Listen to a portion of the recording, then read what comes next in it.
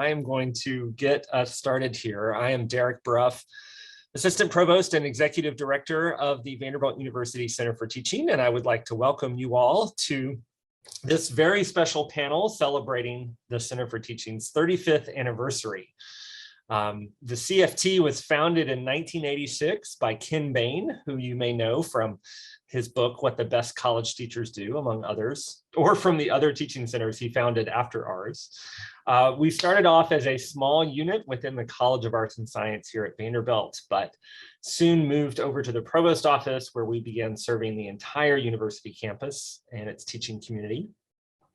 At this point in our career, we have 14 full-time staff and a number of graduate fellows in various positions. And I like to think that after last year especially, and the work that we did supporting our campus's move to online and hybrid teaching, that our value to our campus has never been more clear. I have worked for the Center for Teaching for half of its existence, just over half at this point. I started here as a graduate fellow in 2001, and then I joined the staff in 2005. Been here since then. As I have stuck around, I have seen staff and grad fellows come and go, and I have marveled at the careers that they have made for themselves. I may be a little bit biased, but I think our alumni pool is maybe the most fantastic group of alumni of any teaching center in the United States.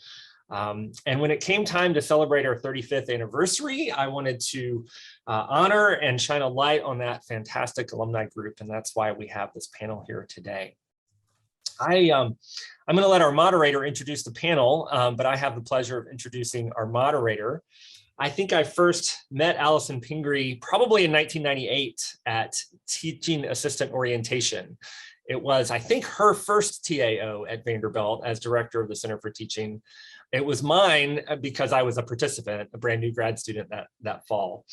I benefited greatly from the services of the Center for Teaching as a graduate student instructor in the math department at Vanderbilt. And because of that, I went on to work for a couple of years as a grad fellow at the CFT. And really that experience more than anything launched my career in educational development. And I owe that to Allison.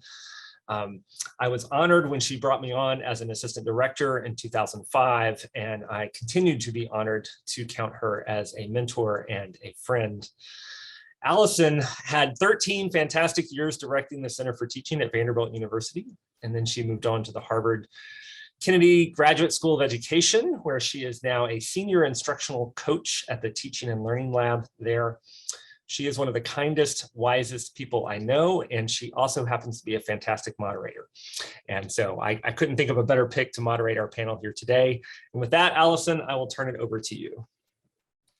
Oh, goodness. Wow. Derek, thank you so much. What a beautiful, beautiful welcome and set of kind words. I have so many emotions in coming today and preparing to see all of you. And if Derek can put up the two slides that I prepared, one is incredibly logistical and the other I will unpack shortly.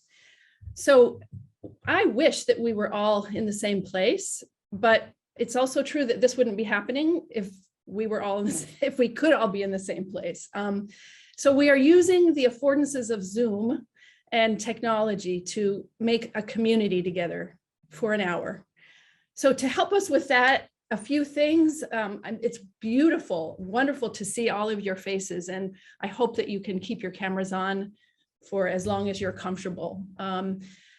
Because we have so many in the audience here, if you can mute yourself unless called upon to join in. Derek is serving as our voice of the chat. He even has a background to go with it. And he'll be looking at comments and questions. There you go. And periodically we'll be drawing on your input from you, the participants across the country and perhaps the world. We are going to be we are in fact already recording. And so if for any reason you'd prefer not to be seen on camera, then of course, make that choice to turn your camera off. But really, really happy to welcome you all. So if we can go to the next slide. So very soon, it's the Dia de los Muertos, the Day of the Dead. And many, many years ago, Jody Lentz, a facilitator extraordinaire, worked with our center to help us plan for the future and reflect on the past. And he is a Legos guy. So he had us create the Center for Teaching using Legos, and including ourselves. And so I tried to choose something akin to an orchestra conductor. This was the best I could do with the Legos that were available. But because we had said goodbye to many staff at that time and were welcoming new members of our team, I also was drawn to this little skeleton. Who knew that Legos had a skeleton in the mix, but they did. And I still have this piece. To me, it represents the opportunity, the challenge, and the riches of being able to see the past, honor it, celebrate it, grieve it, have it with us, but not have it control us, and not have it trap us, so that we can live fully in the present, even as we then prepare for, envision, and look to the future. So thank you to Jody, he's here, and to all of you who have made the Center for Teaching at Vanderbilt University what it has been in the past. I know Susan Wiltshire is here. She gave, I think, the first workshop ever at the CFT. So we honor so many who have contributed. And I've been so delighted to see all the things that the Center for Teaching has become since I left Vanderbilt 10 years ago. And I know great things are in store for it. So I'm happy to welcome some phenomenal panelists to join in conversation with today.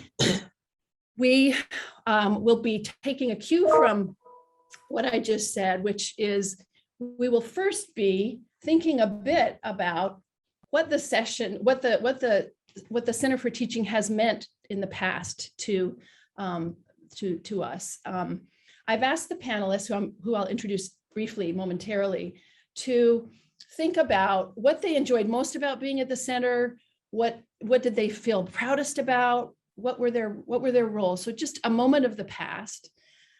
So that'll be our kind of honoring the past. Then we'll think about the present. And I've asked them to think about how in their current work has it mattered that they worked at the Vanderbilt Center for Teaching? How has it impacted them? What skills or insights do they still use that they gained there?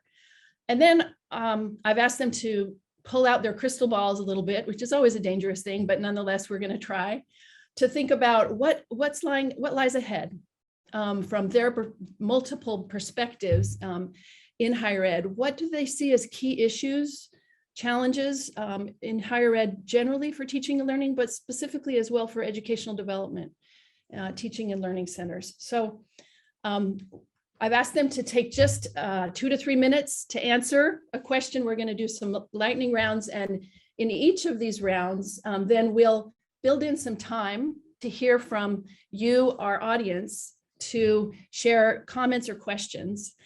We won't be able to hear all of them or take up all of them in the large group, but Derek will choose a few as we have time. And perhaps the panelists themselves will want to comment on or ask questions of each other. The time will go very quickly, and so let's dive in, knowing that it will be imperfect and incomplete, but joyous nonetheless.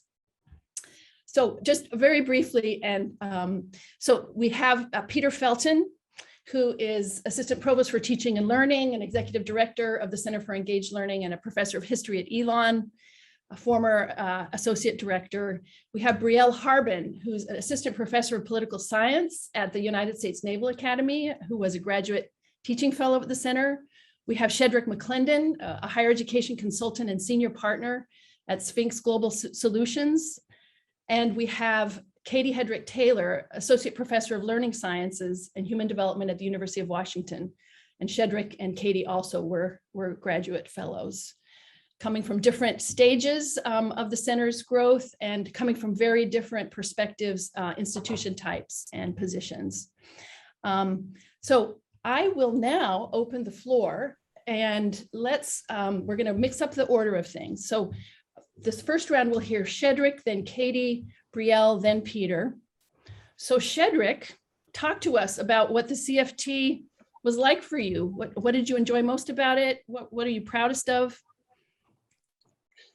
Hi, Allison. Good to see you. Good to see Derek and everyone else on this morning. So I was thinking back. There's so many things that come up for me, positive things that I learned and I was exposed to. So I was trying to figure out where to go with this one. But what comes up for me now is I remember just being exposed to great teaching as we were sort of having folks model teaching before us. We learned techniques that were helpful. There were best practices that we were, learning about. But what I really, really appreciated most was a safe space for reflection. This opportunity to kind of reflect on how we were preparing for class as TAs, how we were sort of making it work in the moment, things that we could improve on. And one example that comes to mind as I was working with folks in terms of consulting was this idea of videotaping and video recording them in the class. That was, like, for me, novel at the moment, at that time. It was another layer of reflection. And so I had a chance to work with folks and just sort of see their eyes, really light up as they were thinking and reflecting on, wow, I did that? How'd that happen? And then actually have it happen to me, where I actually had I was actually recorded and had a chance to, look back at my own teaching and just see the blind spots and sort of think about, wow, I didn't realize I did that. So for me, the reflection, the safe space, just was really, really a great time, a great moment for me that was pivotal in my development. Thank you. Katie. Hi, everyone. Thank you so much for inviting me. I'm so excited to be here. And as Derek and Allison were introducing the panel, I was remembering, like, what a wonderful, humane, loving place the CFT was at a time when grad school was very stressful. So thank you so much for including me in your family. It was a wonderful support. So, but to answer your question, Allison, I think maybe perfect storm wise at that point in graduate school, I started to feel more and more siloed in my sort of disciplinary area. And the CFT really allowed me to, kind of break out of that, right? And work with especially TAs who were instructing in STEM disciplines. And I remember, so I was at Peabody, right, as a graduate student. And so then I remember running several workshops with graduate students who were instructing in microbiology and engineering and mathematics, and really getting a more kind of complex and nuanced understanding of teaching in higher ed, right? Even though I research theories of learning, I was really struck by how instructional practice was so intricately linked to these domains of expertise and the histories of how people were learning in those domains. And so it really, I think, kind of launched me into thinking more sort of systematically about what teaching in higher ed can look like, and the possibilities, right? And how you can bridge those different disciplinary, I don't want to say silos, but programs. And then I also just want to say, I don't know if this is the right time to answer this question, but I also want to say how important it was for me to have the opportunity to work with Nancy Chick was at the CFT at the time, and she was the editor for the Scholarship of Teaching and Learning. And I got the opportunity to be the editorial manager for that, and was just like, got an inside look before, a tenure track position into peer review process, right? And so I was working very closely with authors. I was, I was supporting people through the steps of peer review and seeing how their pieces about teaching and learning were really developing over time. And so I just thought that was like a really kind of priceless opportunity I got there, among many. So I'll stop there, but thank you. Wonderful. Thank you. Brielle. Morning, or I guess good afternoon to everyone, depending on where you are in the world. So I'm also happy to be here terms of thinking about the work that stands out in my mind. Also, first of all, I just wanted to piggyback on the comment about Nancy Chick. So I actually transferred grad programs from Brown University to Vanderbilt to finish my PhD. And I was involved with the Center for Teaching at Brown. And I remember the director at that time, when I told her I was leaving to Vanderbilt, said, "Oh, that's where Nancy is. You need to get to know her." So it was really great getting to connect with Nancy before she left. That was a really great experience. But when I was sitting down to think about what had the most influence on me, I think the ability to really think deeply and critically about issues of difference and how they emerged in the classroom. So I was very lucky to be able to be a co-organizer and facilitator of 2 learning communities on race in teaching and gender and sexuality as well. So I did that during my time as a graduate teaching fellow. And that was just a really positive experience. I got to know Joe Bandy really well because we worked on that together. And the first year, the one that we did on race and learning, because of some of the conversations that were happening around like hidden doors and the undergrad population really wanting to have the institution think critically about these questions, was just a campus-wide conversation that we had on some of these issues.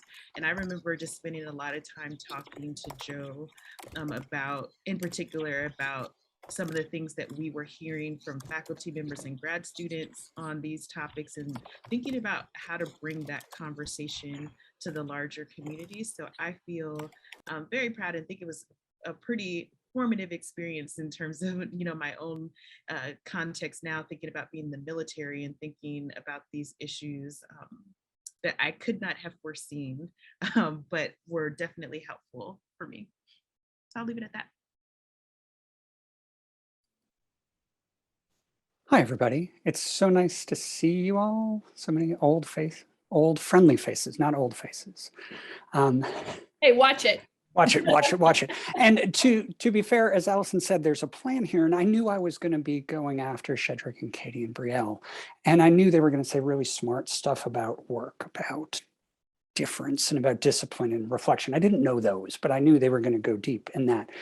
So I decided to go in a different direction. And then Allison apparently was reading my notes in the preview because I want to talk about the Halloween parties that were at Darlene Panvini's house. And I say that because, Shedrick talked about sort of the spirit of the CFT. And I think those parties really captured that in a couple different ways that are really important. One is just the welcoming. Allison mentioned in the preview that my parents were in town once, and Darlene's like, they have to come. And, that was not, and my children came to these parties and things like this. And so it was a really welcoming and friendly environment. The other thing, though, is it was also serious in its own way. Like the costumes at this party were not to be trifled with.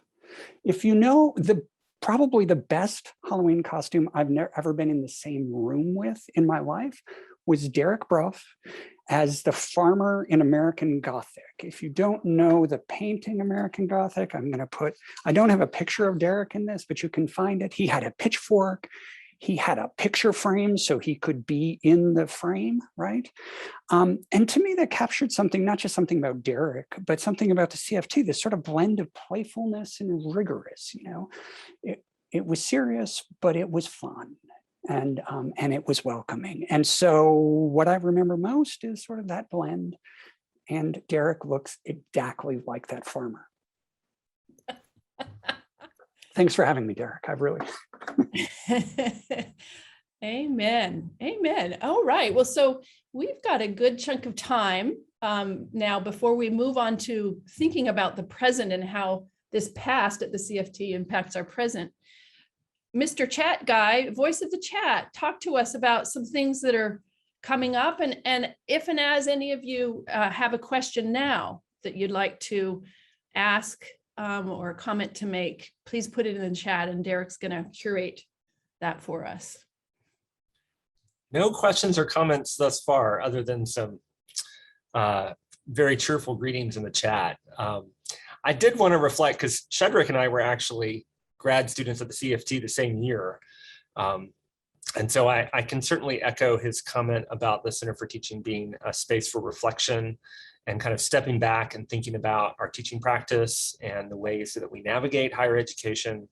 And I'll echo Katie's comment about having these interdisciplinary conversations, because I remember having really deep conversations about teaching and learning with other graduate students from Peabody, our School of Education, our sociology department, our English department, and having spent 3 solid years, holed up in the math department, taking classes and doing research, it was really refreshing to have those interdisciplinary conversations. And so I just want to echo that. Wonderful. Well, I'll maybe just add a little myself, and then we'll shift to the present. And I think, looking at so many people on this call, I see Richard Haglund, and I remember emailing you, Richard, when I was thinking about taking the job and asking, okay, what's the real skivvy on Jack Venable? And you were very, sort of truthful and fair. And to me, the time at Vanderbilt was a time, when I got this job, nobody thought that I was ready for it. I was very new in the field, and I had mentors who were extraordinary. Susan Wiltshire, so many others who are here, Mary Dean, so many, and going to the pod conference every year, I got more mentoring to bring back home. And the search committee who hired me most of them became the advisory board for the center. And I think, to me, what Vanderbilt and the Center for Teaching in particular meant to me was a community of support, a community of challenge, but a community where I could turn to people, lean on people, look for help, get it, and then some. So I just have so much gratitude, and for previous directors as well, Linda and Ken. So just a kind of naming and honoring of all that people have brought to the center over time. All right. So now our order is going to be, let's see, where did I put it? Okay, Brielle, then Peter, then Katie, then Shedrick. So tell us a little bit about your current work. I was very brief in my introduction, and in a moment I'm going to put a PDF in the chat that has much more detail about everybody. But what difference does it make to you right now that you worked at the center? Is there a concrete skill or insight or something that you think would be different if you hadn't had this experience? So, Brielle. Great. So I am an assistant professor. So I am a political scientist by training. So I'm not sure if this would be different with the CFT, but I am teaching a class this semester. I created a class at the Naval Academy, the first of its kind. That's a race, gender, class, and sexuality in US politics. So all the things that I was thinking about in terms of how to have these conversations, thinking through the issues of how to meet students where they are, I was, learning about that and thinking about that from the time that I was a grad student. And so I think that the translation into, as a civilian in particular, the military context, and thinking about how to approach the conversation with literally students that come from every congressional district, and so have very different viewpoints when entering into this conversation has just, it was an invaluable experience. So that's just on a broad level, a concrete example of how that comes to mind in terms of how the skills that I was developing as a grad student have helped me in my career. I literally just gave a campus-wide talk on issues of diversity in organizations that literally had one of the former directors of the CIA in the audience. And so being able to, I think because I've had such a long history of thinking about these things, I think it prepared me and was able to have the space to think about those things in the context of developing my research and my service orientation. I just don't think that I would have been able to step into these conversations or think about it in the same way if I wouldn't have had that time to develop myself as a grad student. So I think that it was an invaluable experience in both the ways that I grew and also the challenges that I had with trying to do that work. Wonderful. Thank you. Peter. Hi again. And I, unlike Brielle, I already was a PhD. I was a professional in some way or shape when I started at CFT. And there's two things I'm really thinking about with this one. One is, I'm trained as a historian. I went to grad school as a historian. I did that as a historian. Then I worked at a community college for a few years before Allison called. And I was trained to work entirely by myself. I mean, that's how historians work, right?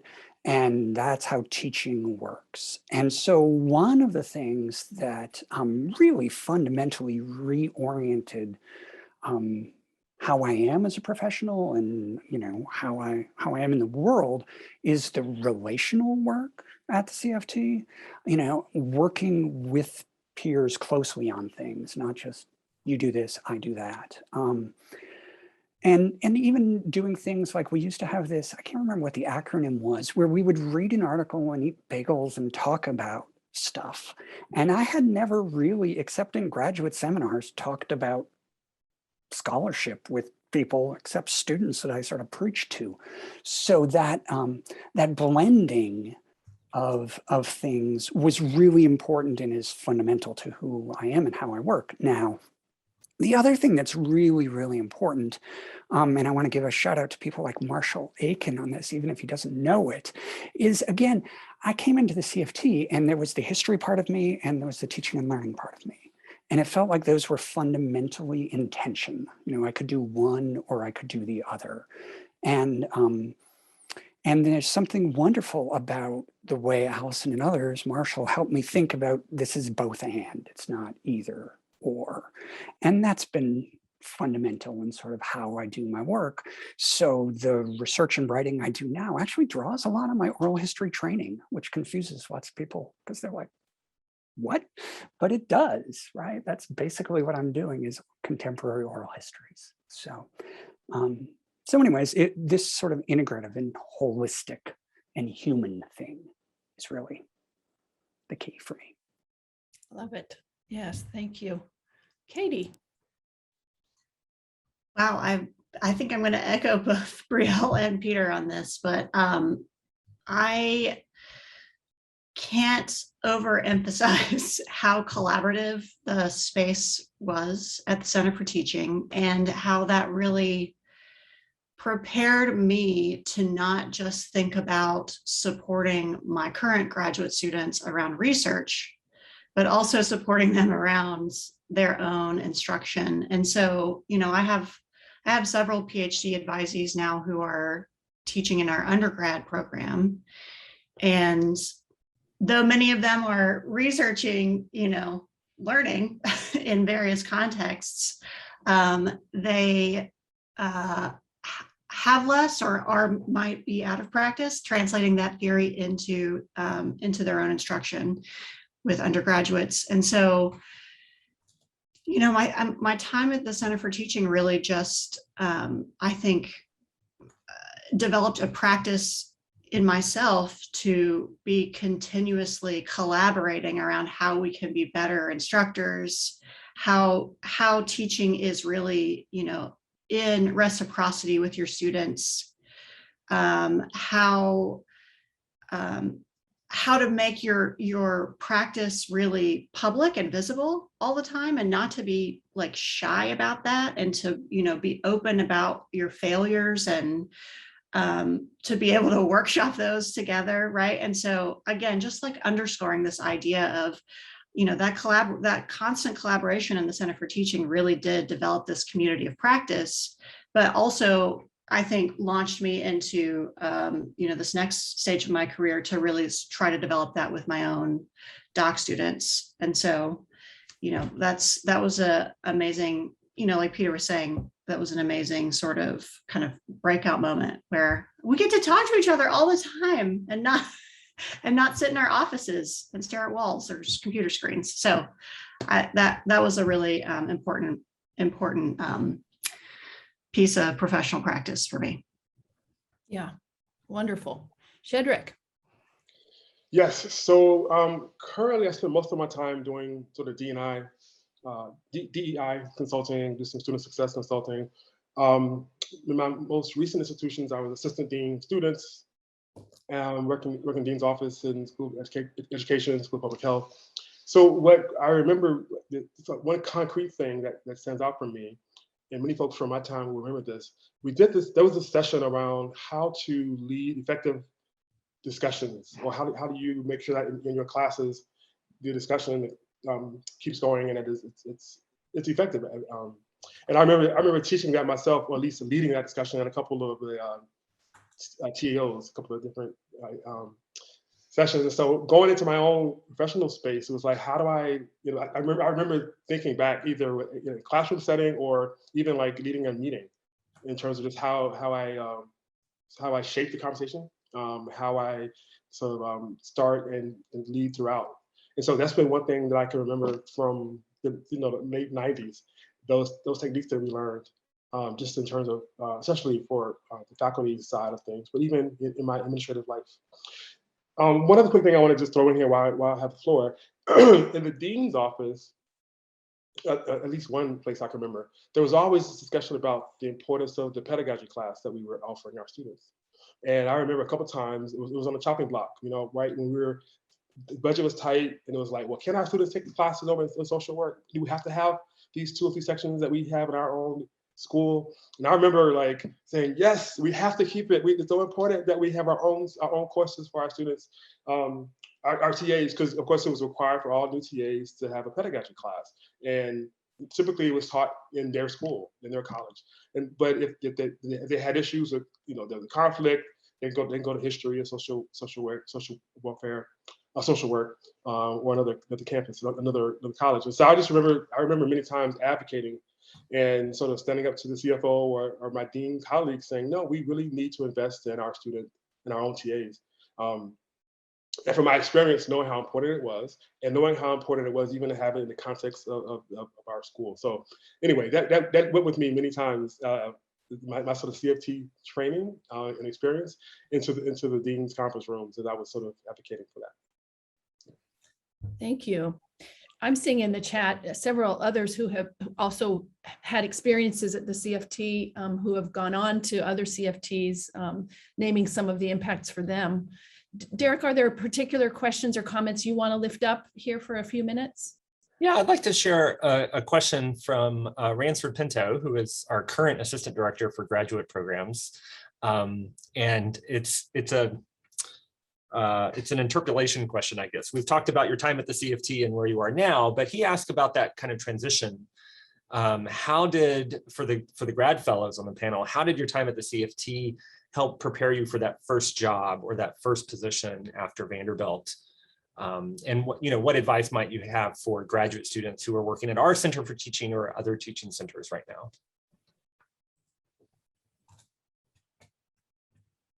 I can jump in if it's not someone else who wants to go first. So what comes to mind is that I think, especially among my peers, not particularly at this institution, but just in general that I've talked to who have thought about that pivot from grad student to being the instructor of record, is that there's certain language and a certain degree of philosophy or pedagogy that goes into running a course in a way that is allowing the wheels to not fall off, that you get introduced to when you are having that conversation early. And so for me, the whole idea of having a learning objective, knowing what a learning objective was, thinking about backward design, which were things that I was introduced to, not just, I did the certificate program and then also taught it. Like, to me, that's indispensable when thinking about trying to put together your first syllabus as an instructor. Now, with that said, I think what I saw in my transition is that I knew what a learning objective was. So there was a different challenge with, okay, so how does the theory actually meet the day-to-day practice? And sometimes when you think about some of the theories of teaching people, then you get on the ground and you're like, okay, what's the reality of what this looks like in the day today? And I think that if I didn't have that language, if I wasn't familiar with the scholarship of teaching and learning, then I might have felt overwhelmed by trying to figure out how to overcome some of the challenges that I had, that I had when I was first teaching. And so for me, I think there is kind of like, that there's a floor that exists, but then when it gets, the rug is grabbed up out from under you when you're teaching that first course and you're trying to figure out, oh my gosh, what do I actually do in the day-to-day?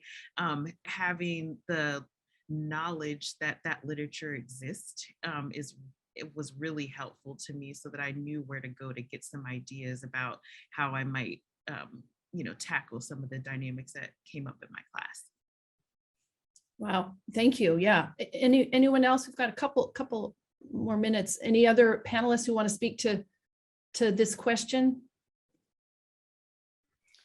I'll just say that I'm in a college of education, and I didn't have formal P12 teaching on my my CV. I had been teaching in sort of informal contexts with youth serving organizations while I was at Vanderbilt, and also before that. But most faculty in colleges of ed, I don't know if most, but many faculty in the colleges of ed have experience in K-12 classrooms. And so I think having the Center for Teaching, having that experience from the Center for Teaching on my CV, and showing that I had a particular sort of orientation to kind of iterating instruction and co-designing instruction and those sorts of instructional practices, I think really helped who knows, search committees are odd creatures in and of themselves, but perhaps I think that helped just to illustrate that I, like Brielle is saying, I had some confidence, even though I had confidence teaching, even though I didn't have K-12 experience in those contexts. So that's right. Yeah. And I'm seeing Mary Wright's question about kind of how the center's approach has changed over time. Maybe we'll kind of put a pin in that and get to that in a moment, because Mary, I think a lot of us will have some things to say to that. Well, so we've talked about what the center meant way back when, or not so way back when.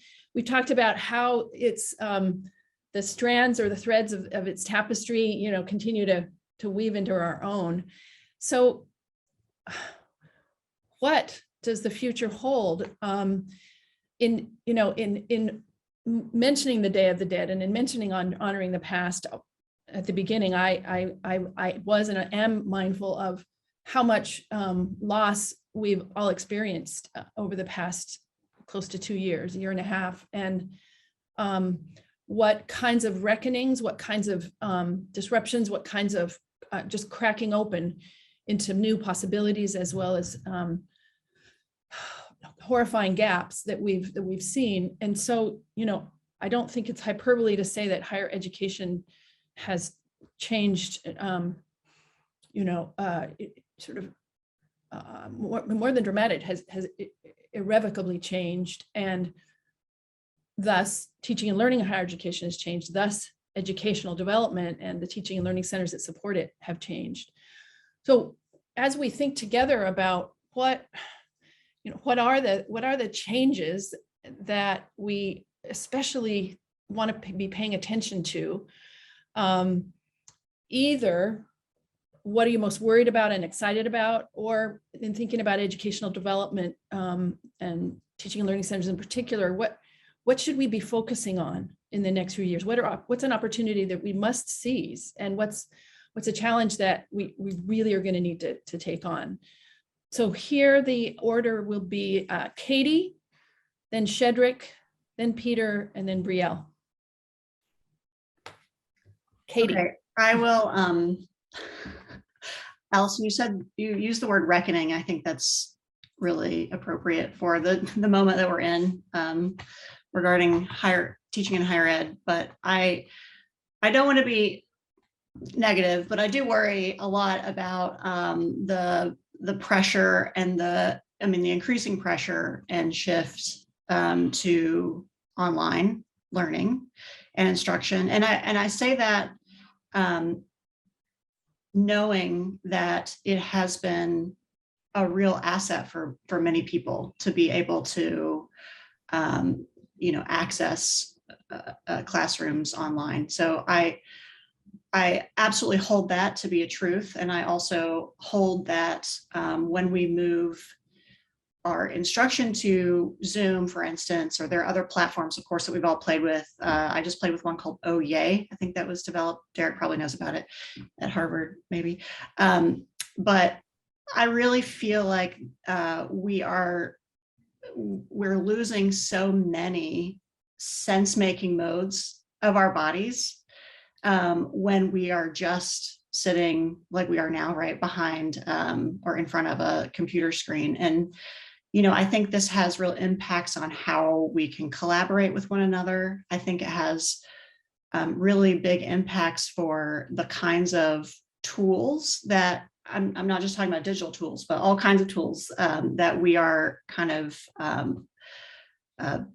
practicing with and becoming efficacious with. I think it has impacts for how we connect to and relate to places and spaces, and the richness that is in communities that aren't digital. And my job is to study, digitally remediated teaching and learning. So I'm not like I'm not saying we should ignore or refuse digital tools, but I think we have to hold the physical and the digital up next to each other and really understand our reasons for being for engaging with one over the other. So I worry about that a lot. I know that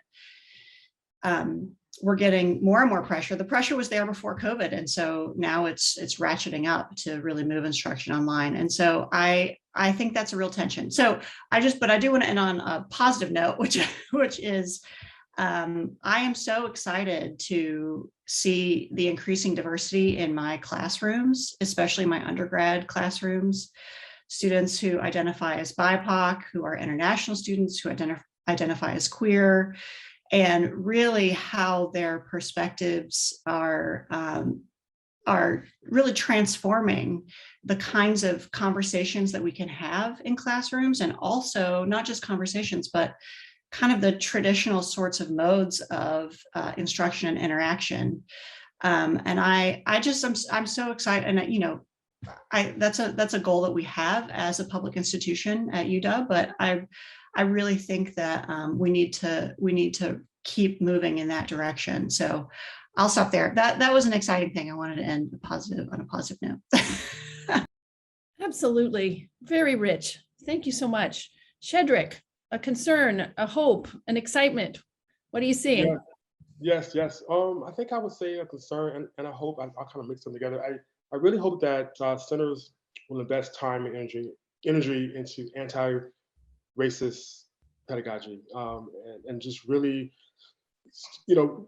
realize the moment that we're in now, how important it is that our faculty get the support they need, whether it's one-on-one professional support or however it's done. But I've had several students in the last year or so describe what trauma has looked like for them in a classroom, and not just with white faculty, but even faculty of color struggle to navigate some of the microaggressions that happen in the classroom. It could happen when a guest speaker comes. It could happen with a conversation across peers. It could happen with the reading that was assigned. But I just really hope that we see the value investing time and energy and time resources into what anti-racist pedagogy and what equitable pedagogy support looks like. I know some campuses are already doing this, but it's just so important.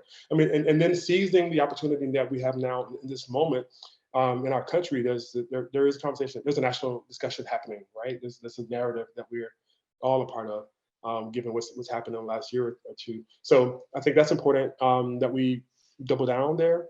And then I guess one positive thing, to do what Katie did, one positive thing to end on is that I am seeing that more campuses are seeing value in CFTs, and they're I've seen examples of how they put more resources into the sort of central center, which is great. Many campuses have centers embedded within the schools and colleges, which is great. And so I think just sort of seeing that movement across the country is great. Of course, Vanderbilt and other universities, I see Mary Dean on here from UMass. Other universities have done this for a long, long time. But to see more campuses coming on to really see the value of CFTs and investing in grad students and fellowship programs like we've had at Vanderbilt for many years. I think it's really, really important and a good thing to see. Great, thank you. And Joe, thank you so much for putting the link in the chat, and more importantly, for the work that you've been doing for many, many years at Vanderbilt. Joe Bandy here in these spaces. Let's see, Peter. Hi again. Partly I just want to cede the floor back to Katie and Shedrick so they can keep explaining the key things we need to do, because I agree completely. I want to approach in some ways the same thing from a different angle. I'm going to put a link in the chat to an article that came out in 2017 that written by two colleagues, Katarina Mortensen and Torgny Roxa at Lund University in Sweden. And the background here is they had a cultural anthropologist sit in their center for a year to observe the work of the center. And then this person wrote a paper describing the work of the center, and it said the center is really amazing in how it bends faculty to the neoliberal aims of the university.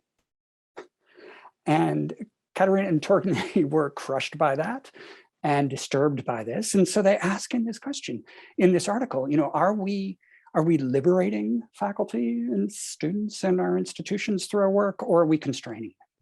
And so Shedrick and Katie are both talking about that. And I think the hopeful part of me, I'm not going to probably end with hope, I'll end with despair, just to counter. But the hopeful part of me is, the last year, lots and lots of trauma, but also lots and lots and lots of change, right? And so it's possible to see change. The historian in me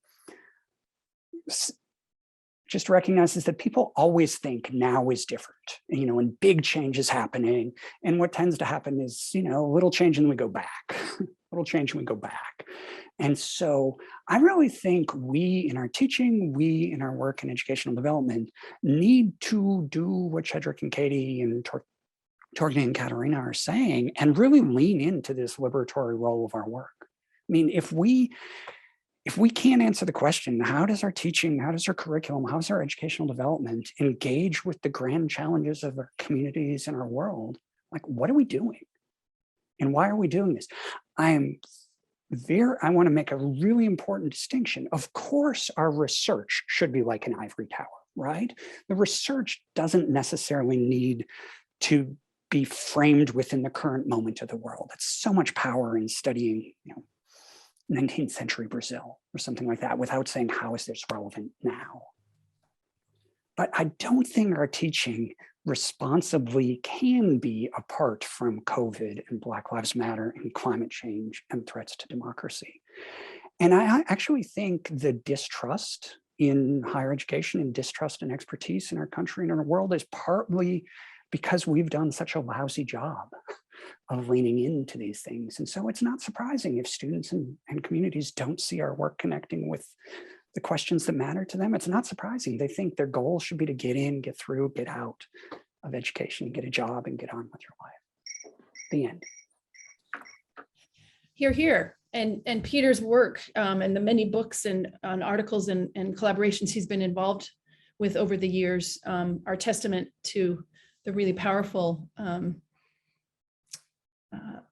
I would go beyond invitations, not quite Jeremiad, but we'll give you a Jeremiad to the Jeremiad and the challenges that you're naming, and I think rightly so. So thank you.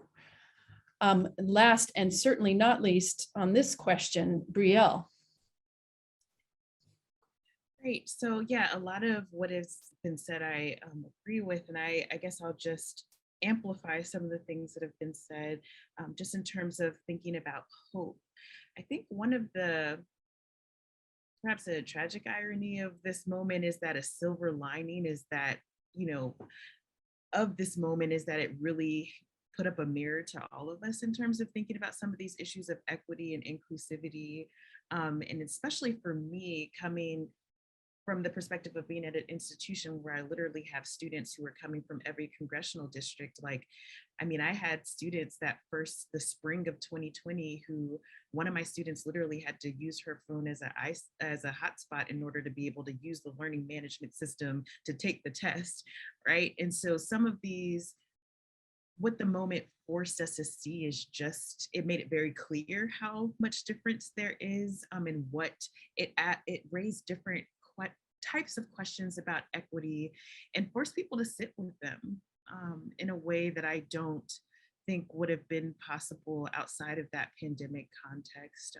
And so my hope would be that, you know, we're not myopic, that we hold on to some of these lessons that we've learned about how we can make learning more accessible to people, and that we walk away from it with these choices not being about making it easier or harder for certain groups, but just an issue of making everything equitable. That's why we choose to do these things.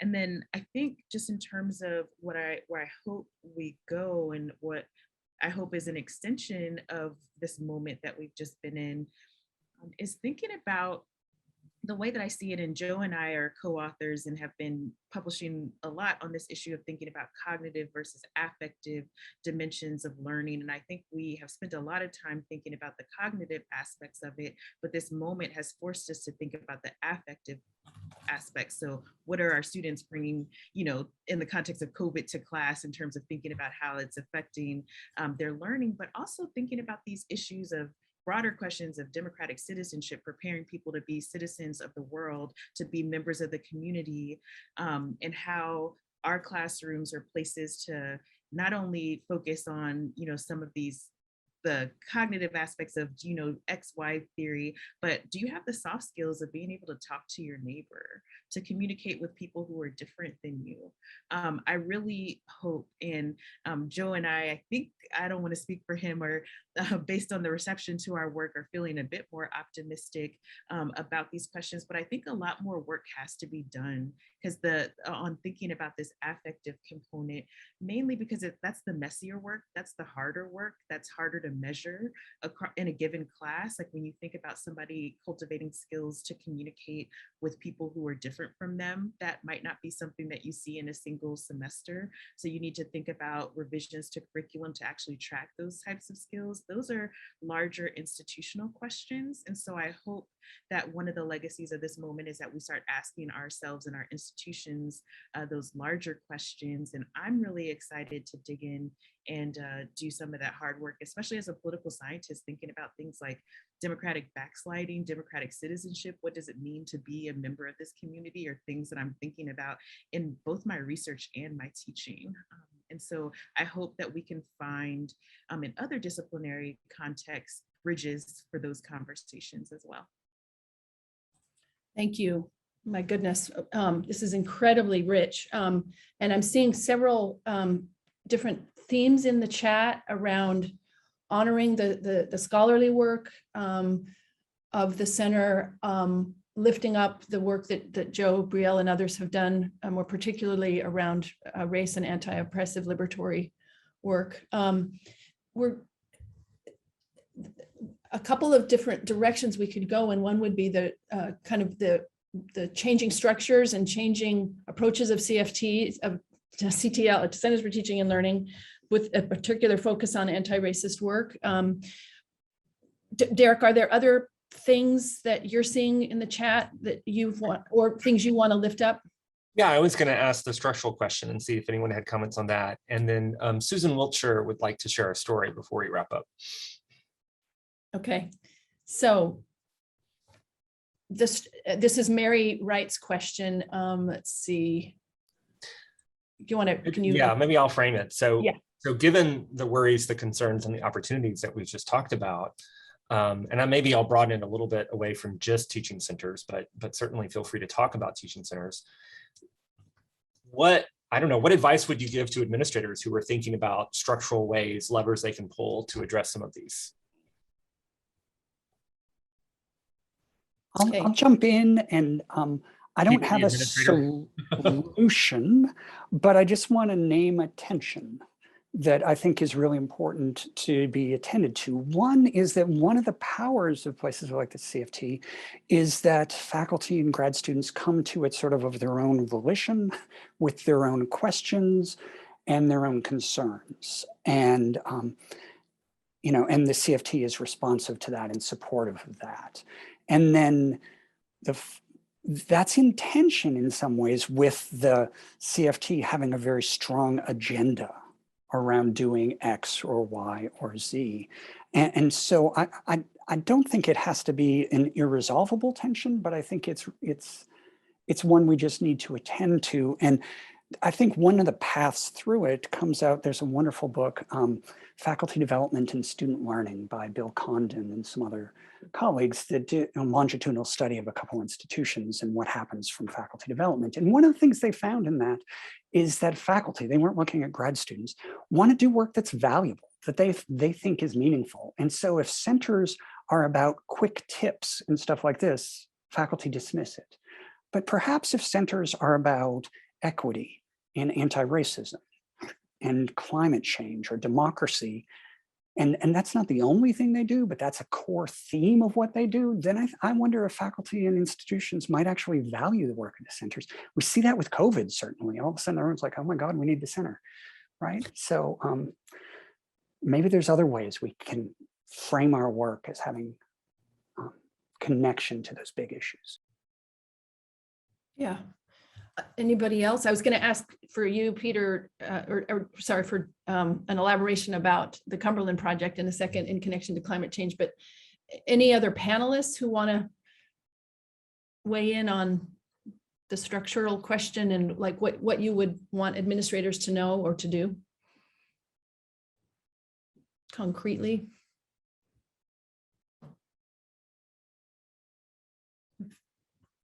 Touched on a fair bit already, Yeah. Brielle. Yeah, I think just one thing, and I think one tension so I'm not yet tenured, and thinking about some of these questions from the perspective of people who are on the tenure track, I think that there's an institutional disincentive for being leaders in some of the difficult top conversations on some of these issues. So,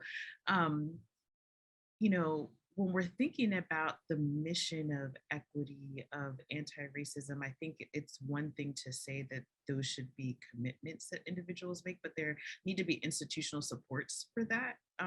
And what that looks like when you are bringing those ideas to the classroom and facing different levels of backlash. And so I think that this is just like a more fundamental question of thinking about the ways in which we think about student evaluations, how you think about parsing the value of allowing students to serve as an alarm, you know, on things that might be problematic in the classroom, but also providing protection to faculty who are just saying things that are hard to hear for certain students. And so I think that requires a broader conversation of how do we keep the parts of this that are useful, and then how do we also think about the function, or are we thinking about the function that these are playing? And how can we kind of hold on to all the ways that this tool is being used, and, you know, create structures that make it an incentive for people to engage these questions? Because for me, I totally, as somebody who is like brave in these conversations and is known as the person who's going to be the person who's loud and yells about equity, and I'm okay with that, I also understand the person who doesn't do that. And so how to bridge that gap is, I think, the biggest question. And I think institutions have to play the role in that. Thank you. It's an incredibly important perspective on the realistic challenges for different positions that we occupy. So Susan, can you tell your story in about 30 to 60 seconds? I'll try. I think there have been tears of joy for me hearing all of this. And with Brielle's course at the Naval Academy on race, gender, and sexuality, I thought about how the key word here is respect, and respect for self and difference in our community. And there were no CFTs in 1967, but in my very first class of teaching, I had one student who taught me how to teach when he said, I don't think you've ever taught before, but I know a book that might help you. The book was Teacher by Sylvia Ashton Warner, who threw away the British colonial textbook she was given teaching Maori children, asked them to tell her stories they had heard at home, wrote them down, and taught the children to read from their own stories. That's what we do. We listen to stories, we take people where they are, and we grow together. Susan, thank you. I can't think of a better way to end our time here together. Love to all of you, and let's carry on this good, important, vital work. Thank you for being here. And thank you especially to our panelists and to Allison for moderating today. This was just really a big treasure. Thank you. And please do stay in touch. Visit our website, follow us on Twitter. We'd love to continue these conversations with you. Thanks again for being here today.